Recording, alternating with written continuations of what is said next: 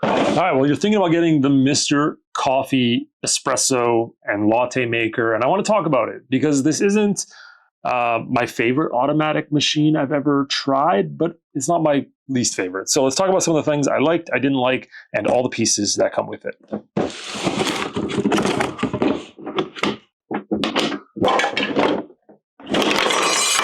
Oh, here it is, and this is the water reservoir that I forgot to completely empty before I put it away. So don't do that. Make sure you dry this completely out.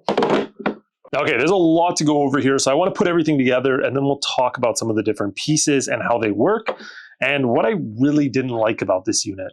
So that took me a little while to put together, but let's talk about this unit. Now, first, the good. This does both espresso via this espresso bean holder right here, and you can either do a single or a double. So they have both inserts depending on what your needs are. Just like any espresso machine, they're pretty easy to just pop in and pop out after you want to clean them.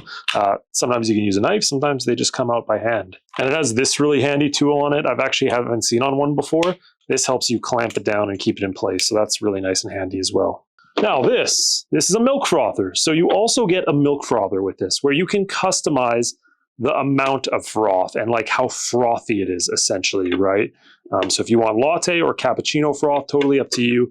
And it just kind of comes out like this. Now it's not the best design for an automatic machine. You have to have your milk in there, you set your espresso up, and it's going to shoot out that nice espresso beans. So let's go ahead and lock this in place here. So it's going to shoot out that espresso and then it'll top it with froth right after. Now the nice part is we can pull this out and we can store this in the fridge. So if you have a lot of milk in there, you don't have to let it go to waste or you don't have to pour it back in. I guess another really nice feature is this right here. So this is actually a little tray. So if you're just doing a small espresso cup, you can put it right here so it doesn't drip down and push.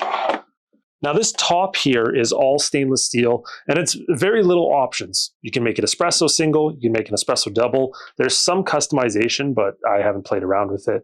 You can make cappuccino, cappuccino double, or a latte double. And for both those, you need to set it to the correct amount. Now for your latte, if you want extra froth, go ahead and set it higher. That's going to make it extra frothy. Now, as for the back, there is not much there. You get this. This is just a nice little water tank that you can pull on and off. This way, you're not constantly having to go back and forth and fill your water tank up after every use. Now, I guess the major downside is it's not the best made machine in the world, but it works and it does its job. Is it going to be an automatic espresso machine? I would say this is like in between automatic and do-it-yourself, right? It's half automatic, half do-it-yourself. It's not doing everything for you. You still have to, for example, pack your espresso beans. You still have to clean it out after.